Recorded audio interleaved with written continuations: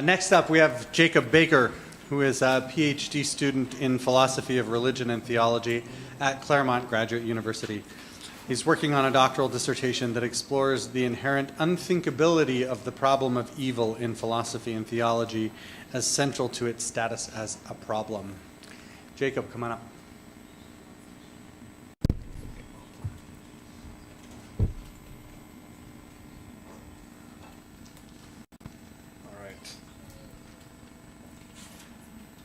Clicker's not here, right?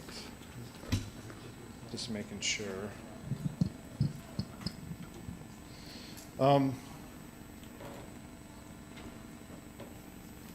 Is it the arrows to move, or do I have the same problem as Blair? Try the arrows.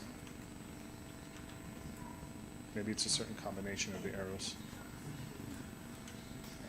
Secret MTA combination.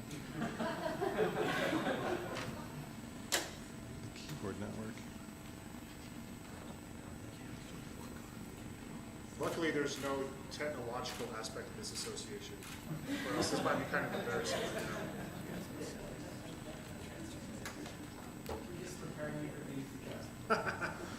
For the total breakdown of everything in post-humanity. For whatever reason, I can control it in the back. What's that? I can actually move it from the back. Oh, you could do that. I also have my own computer, but that would probably work. Or I could just kind of read it off, and you'll just have to use your imagination. I can probably follow along.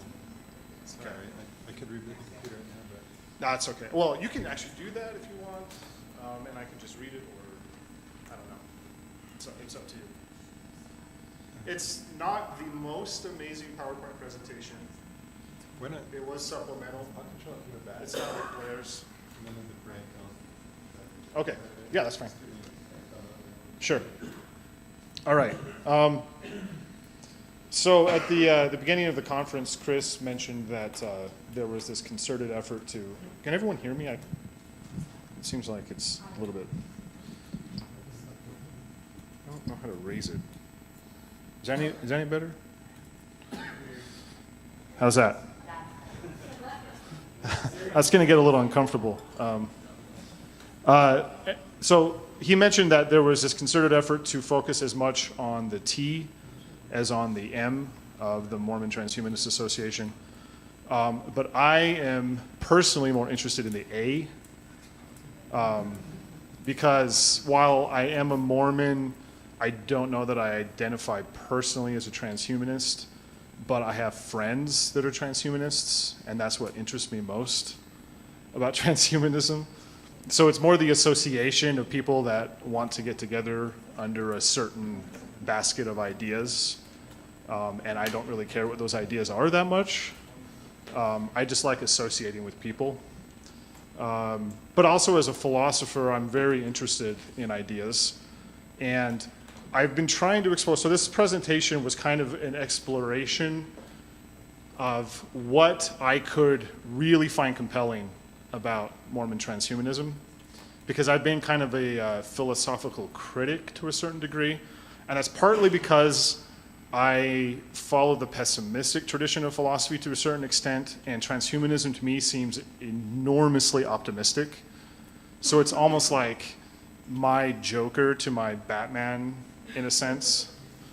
And so this is an exercise more or less in the extension of the hermeneutics of charity, in trying to figure out the nuggets of things that I think are really compelling from an outsider's point of view. I kind of feel like Unfrozen Caveman Lawyer to a certain extent. Have you seen the SNL skit with Phil Hartman from the 80s where he's like, "Your world frightens and confuses me." Feels a little bit like that to me. And so this is me trying to dip my toes in sincerely to the transhumanist world. Okay, just making sure what's up there is on here. So yeah, why so skeptical in the first place? Well, one of those reasons is because as someone who follows the pessimistic tradition a little more closely than most, I'm a little bit skeptical of the broader idea of human progress. Not so much of certain developments within human constructivism, like technological developments or cultural developments and things of that nature. Obviously, those things develop and they advance. I'm just, when you look at the entire big picture of things, to think that there's this linear progress from an ancient time to the present time, I'm a little bit skeptical of that idea. And this is partly because when you look at the history of human thought and advancement, there were some changes in time consciousness in the late medieval and early modern period, where humans went from thinking in kind of cyclical ways to thinking in much more linear fashion. The idea of linearity then was sutured to the idea of progress. Yet linearity need not be inherently progressive. Change can occur, but not necessarily permanently for the better. Technologies have obviously improved. The powers of science have been manifested again and again, but these are often related to greater sets of costs. And has science touched the core of the human condition? What if history is, in the end, ironic? Everything appears to be getting better when actually it's getting worse, or just no better at all. We cannot help, it seems, but to be drawn to ideas of progress, not necessarily because they're real, but because anything else would be too painful to bear. We're kind of in the middle of it, and we have to make the most of it. Okay? So, if you want to go to the next slide. The following three critics are what I kind of call the Trinity. Actually, go to the next slide again. The Trinity of Skeptics. Is that what I called it in the thing? Yeah, there it is. The Trinity of Transhumanist Skepticism. And this is more like a Trinity, not necessarily the Trinity. Not being as familiar with transhumanist ideas as many of you are, I probably missed some really key philosophers that have criticisms of the ideas that transhumanism promotes. But these are three that I have found compelling in the past. And so I'm going to outline what it is that they say, and then I'm going to try to respond in a charitable way and push back a little against their ideas. Okay? So let's start with Thomas Ligotti, who is actually a fictionist and who wrote one particular philosophical treatise that I really like a lot, which is the philosophical basis for the series, the True Detective series, if any of you are familiar with that. It's called Conspiracy Against the Human Race. And transhumanism gets some ink in that particular work. I'm sure it's been excoriated in various forums by transhumanists, and I didn't have the time to go and research that and figure out if anyone's actually said anything about that. But essentially what he has a problem with what he calls future philia, which is essentially this positive, optimistic obsession that the future is going to be good. Not just that it will just inherently be good no matter what we do, but that we actually have the capacity to make a good future. And he is a future phobe. He doesn't think humanity has a future at all. And frankly, he's an extremist in a lot of senses that doesn't totally work. But he essentially says that evolution, it being true, tells us that we got made. We didn't bring ourselves out of the primeval ooze. Everything we've done is a consequence of being made. We do what we were made to do, period. Nature still has plans for us. And those plans could very well be nothing that we would think of as good. He says, and this is a direct quote, transhumanists need being alive to be vastly more all right than it is. And that's the underlying assumption of his entire work, is that being alive is not all right. And the whole book is essentially an exploration of that idea. That we are going nowhere and have never been going anywhere is not actually a curable condition. Although going nowhere at the fastest possible velocity, which is what he considers transhumanism to be, might be curable, but probably not. What if the ideal being at the end of evolution is one who finally realizes that the best of all possible worlds is useless? And not just useless, but malignantly useless.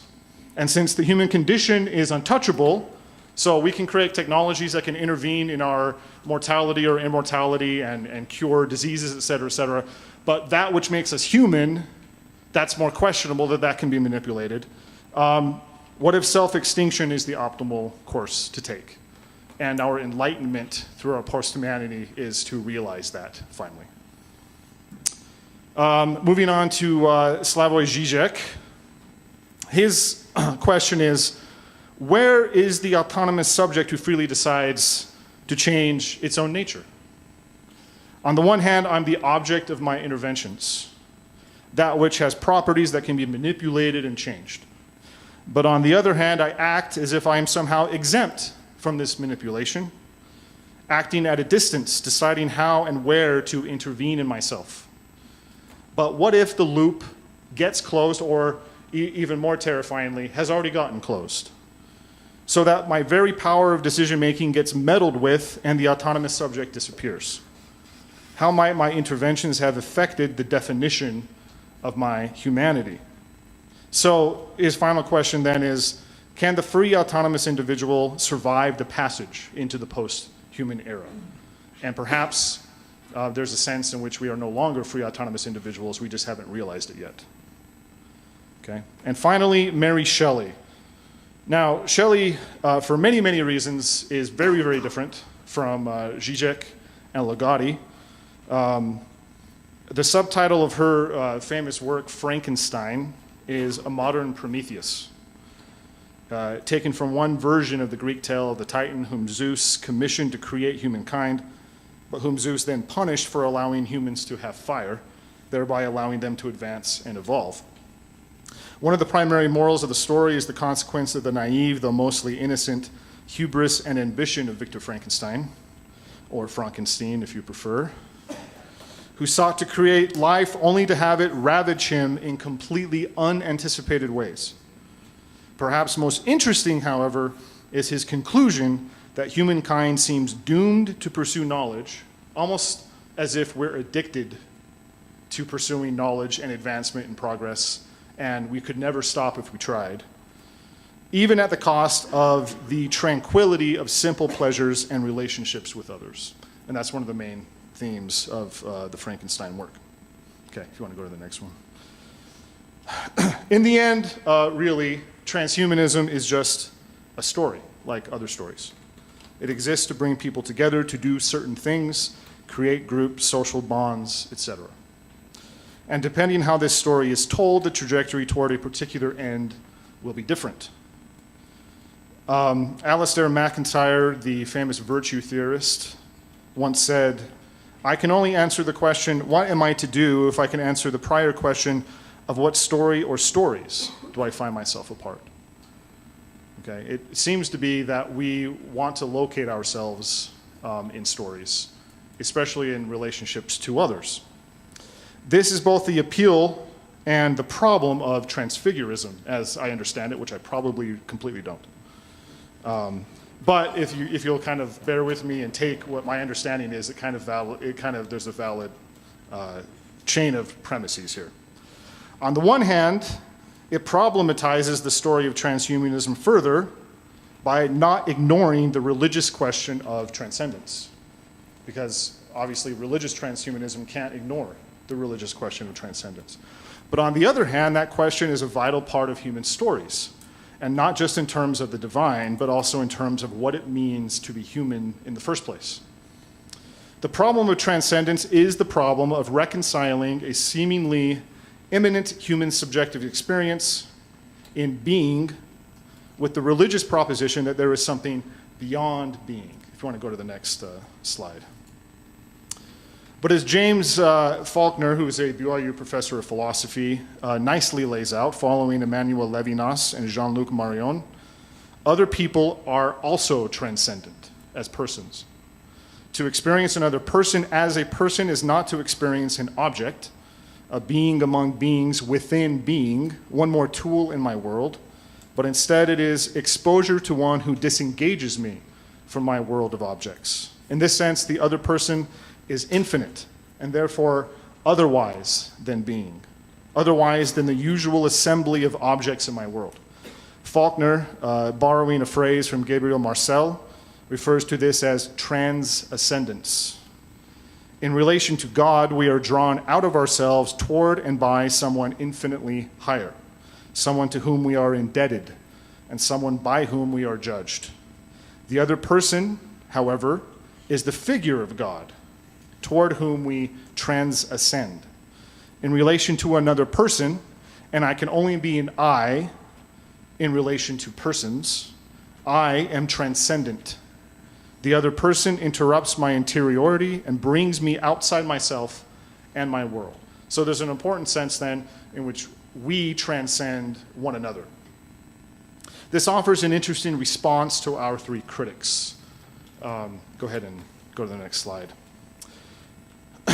And I had actually little fun animations with captions as I mentioned these critics. I don't know if you want to try to recreate that.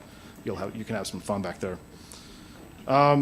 To Ligotti, we might say that while we might not be ultimately going anywhere worthwhile, it could be that our relationships might be a kind of ultimate teleology. So not the end goal of a destination, but relationship itself is an end goal.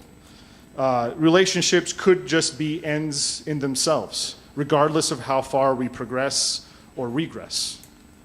To Zizek, we might ask if the autonomous free individual, so sacrosanct in Western thought, but maybe it shouldn't be, is the right model for persons who cannot exist as persons without one another, in which personhood is a messy entanglement of subjectivities and interpersonal bedazzlements, rather than flesh containers in which free decisions are made. To Shelley, on the other hand, we might assent to the notion that simple pleasures and relationships constitute the essence of the human, while at the same time positing that a more cautious application of growing knowledge is compatible with this more meaningful project. Broadly speaking, and again, as far as I understand it, Transfigurism fits into these responses in an interesting way that might kind of salvage the transhumanist impulse for me. It seems to me that Transfigurism is a system of thought that takes both the phenomenology of transcendence and its own future consummation seriously. In other words, from what I understand, because of the specific Mormon religious undergirdings of Transfigurism, which mark out a ritual understanding of human relationships with one another and with God, the role of human relationships and their preservation is given a place of paramount importance. But also, as a system of thought, Transfigurism thinks its own consummation and transcendence.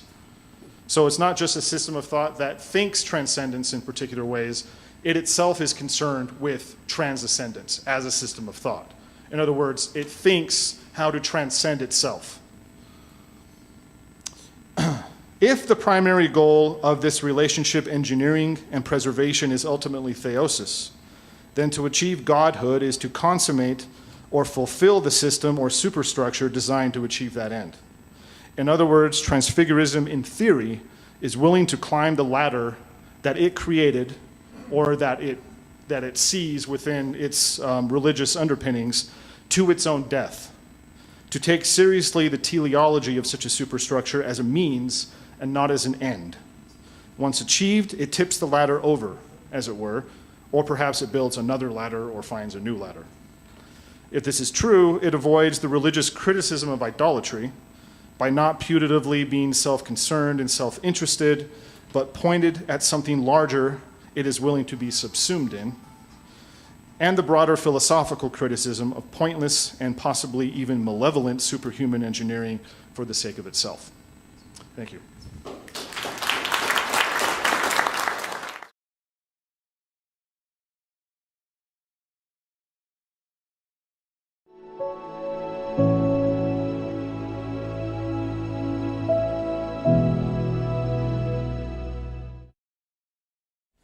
Next up, we have Jacob Baker, who is a PhD student in philosophy of religion and theology at Claremont Graduate University. He's working on a doctoral dissertation that explores the inherent unthinkability of the problem of evil in philosophy and theology as central to its status as a problem. Jacob, come on up.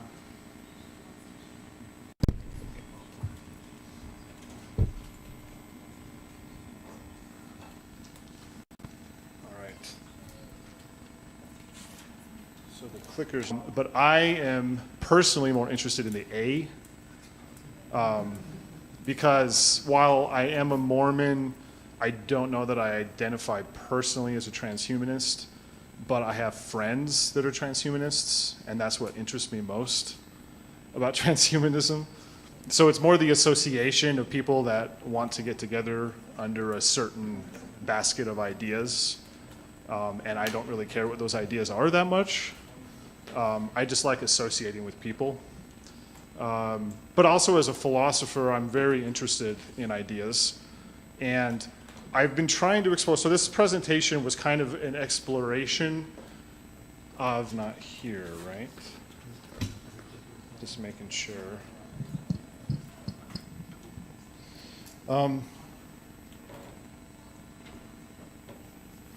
Is it the arrows to move, or do I have the same problem as Blair?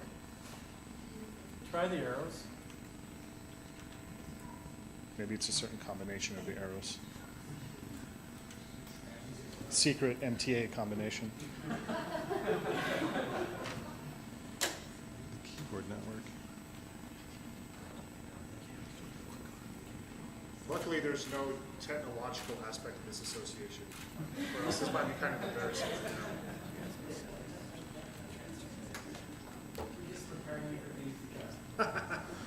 For the total breakdown of everything in post-humanity. For whatever reason, I can control it in the back.